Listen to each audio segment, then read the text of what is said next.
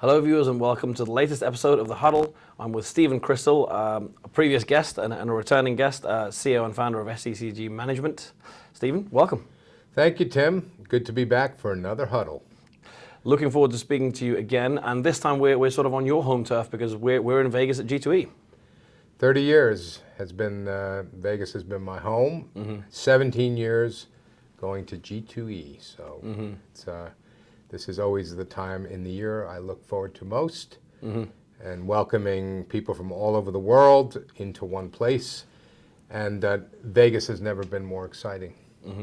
Yeah, that's definitely true. Plenty to look back on and maybe look ahead to with you in this interview. Gonna try and do things a little bit differently. But to start off with, I want to give you a chance to tell us the latest developments from you guys, and if you want to talk a bit about a certain Lady Luck HQ partnership as well. Sure. I would say 2023 has been about international growth. In the first instance for SCCG, we've really put focuses into the LATAM market, especially Brazil, which is now emerging. We've planted the seeds in Asia, in Thailand, and I spent a month this summer traveling through Asia, including China and Vietnam, Singapore, Malaysia, and Cambodia. So I would say international roots being established so that we can expand the places that we can support our client partners. And then secondly, it's been about focusing on niche content like professional pillow fighting and MMA in Brazil, things that can become important pieces of engagement for betting platforms across the globe. The pillow fighting story was a big hit in our office when we covered it. Well, I think we all grow up doing it recreationally, and we're now getting accustomed to seeing almost everything be turned into a professional sport. But actually, pillow fighting, the people who do pillow fighting are usually retired or former MMA fighters. It has a scoring system. It has a flow. It has. I remember after announcing our involvement, the first call I got was from Joe Cortez, a member of the Boxing Hall of Fame. He refereed more fights than any person in fighting. And he said, sign me up. I'm ready to help you legitimize this as a sport. So that tells you something. When I said it was a big hit, by the way, I didn't realize I was making a pun, but there you go. Fair enough. And can you tell us a bit more about obviously the Lady Luck HQ partnership? That's a big deal for you guys. It's probably next to buying half of downtown Vegas, which we did in 2004. It's probably the biggest opportunity in my 32-year career. We announced last week a partnership on the B2C side to take the Lady Luck HQ brand globally as a social casino brand. She's been a phenom, basically creating her brand during COVID, exploding on the scene with almost 100 million impressions a month. And what we aim to do is to leverage the brand with bespoke content and a global audience, and then to interweave into that a rewards ecosystem that makes Lady Luck one of the top, we hope, one of the top brands in slots and in gaming in the world.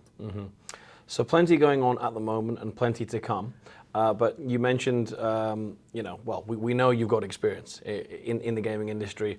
I wanted to use your experience and ask you a few sort of quick fire questions, but when I say quick fire, we can follow up on them. We can go into depth if needed. But wanted to maybe put you on the spot with, what is your proudest achievement in gaming?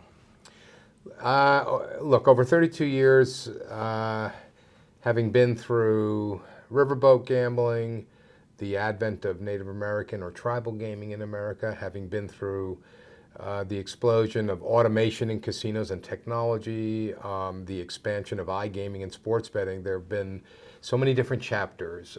I think what I'm known most for was we came onto the scene in Las Vegas somewhat of a surprise. We were not known to the corporate groups here or the families, and we purchased the legendary Jackie Gaughan's assets in downtown, 6 operating casinos and 10 square city blocks. We did that we put it under contract in 2002. We got licensed and took over 7,500 employees in 2004.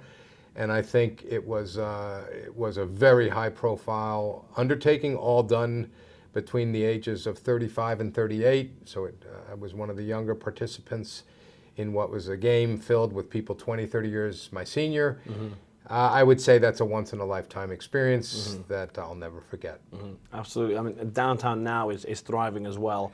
Is it fair to say, you played your part in that part of history, and are you sort of, how do you feel actually seeing downtown now and what it's like all these years later? It's an interesting point. I've been so many places and done so many big deals and opened up new areas within the gaming industry, but my personality is such I don't tend to look back.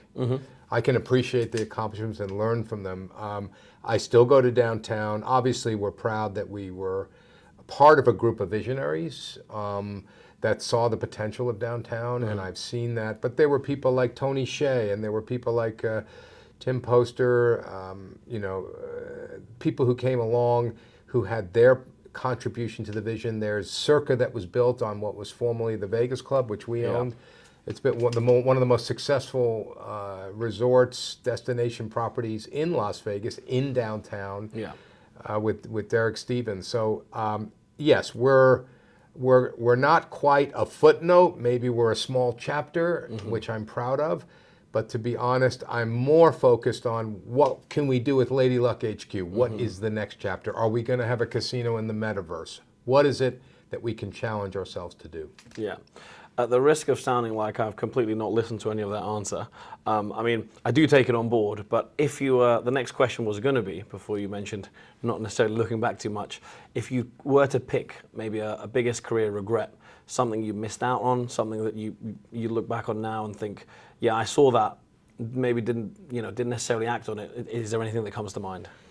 What I would say is because of the nature of how we've been entrepreneurs in the industry, the issue always is, are you too early? You don't want to be too late. That's the biggest curse. And I would say that there have been a number of times where I've made investor and financial bets, and in retrospect, I was too early. For example, the advent of electronic table games, which is now 30, 40, 50% of the mix on a casino floor globally. We were the first people doing it. Electronic shufflers, things that made that process automated.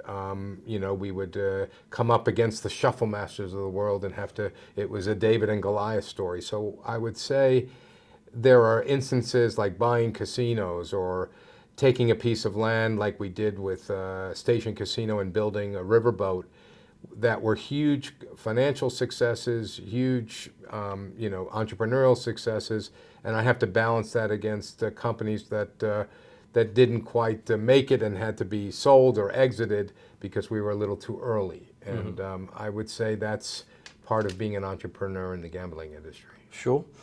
What was the best investment you think you've ever made? The best investment by far was a deal that we did in Kansas City. In 1993, we bought a piece of land from Kansas City Power and Light. We put $10,000 down.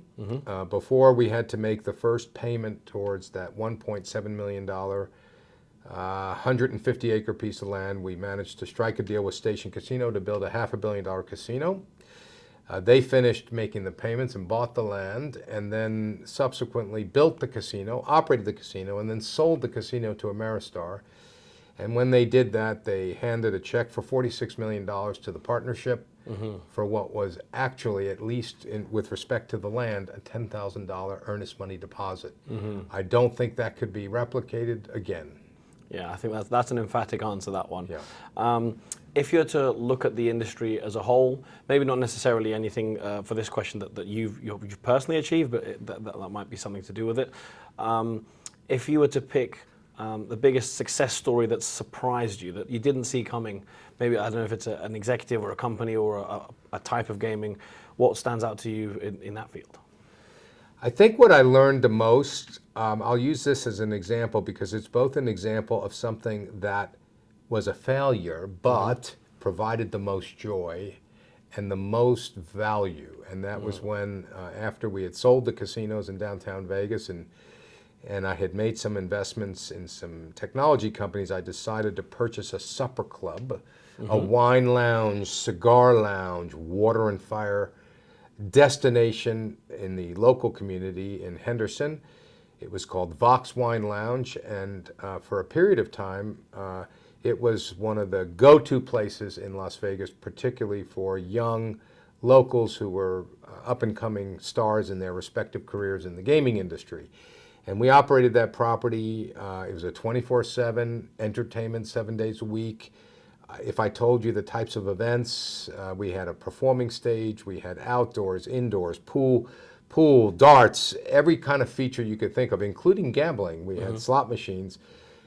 We had a speakeasy. It was something that was in my wildest dreams I could never replicate. Yeah. The recession or depression of 2008 came, and all of a sudden Vegas became a ghost town. That business, no business survived of that type. And so financially it ended up being a failure, but in the 2 years that we ran it, the amount of joy that I had in terms of entertaining people, doing everything from their wedding anniversaries to their wedding parties to their very special celebrations for graduation to providing cutting-edge entertainment in a town like Vegas, that is still the number one joy-creating experience in my career. So financial failure, success in terms of creating joy. Okay. Is there a trend that you thought or maybe were convinced that would take off that maybe hasn't yet, still could, and maybe you're surprised that it hasn't?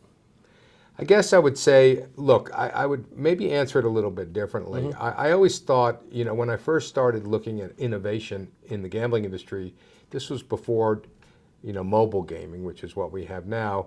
The average time it took to take an idea like ticket in, ticket out, removing coin receptacles, that took 11 years to basically be absorbed into the casino industry here. And it was a no-brainer. On day one, when you put it in, it saves 25% of your operating expenses.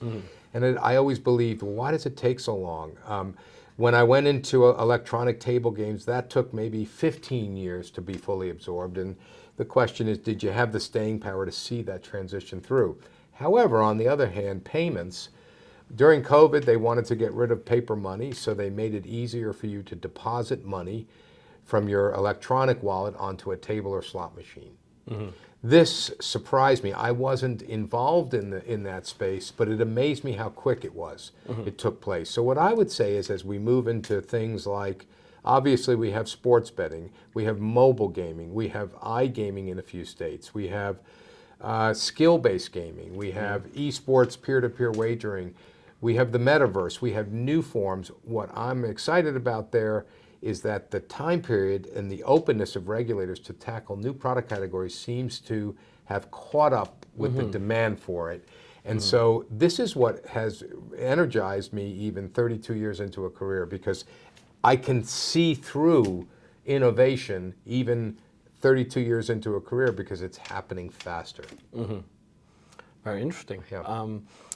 You've been part of these interviews before, so you know that I like to end them with a forward-looking question.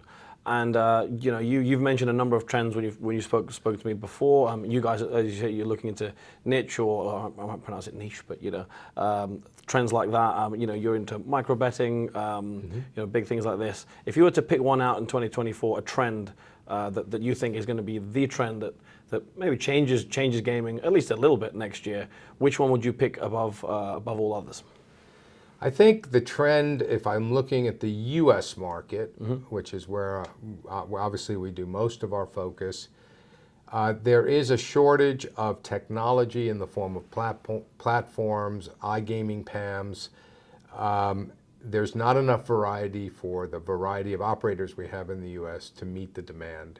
So the trend I'm looking for is to see the new entrants coming into the market in the area of platforms. I think in addition to that, obviously CRM, customer loyalty, customer retention, and the use of AI is always an intriguing and interesting evolution, because we know that there are good things about AI, we know that there are potential dangers of AI, but the use of AI to simply know more about the customer, know more about the customer's preference, know the proclivity of something to happen just makes us better operators. And so those are the things that I'm going to be looking for 2024 as we approach it. Stephen, always a pleasure. And until next time, thanks very much. Thanks, Tim.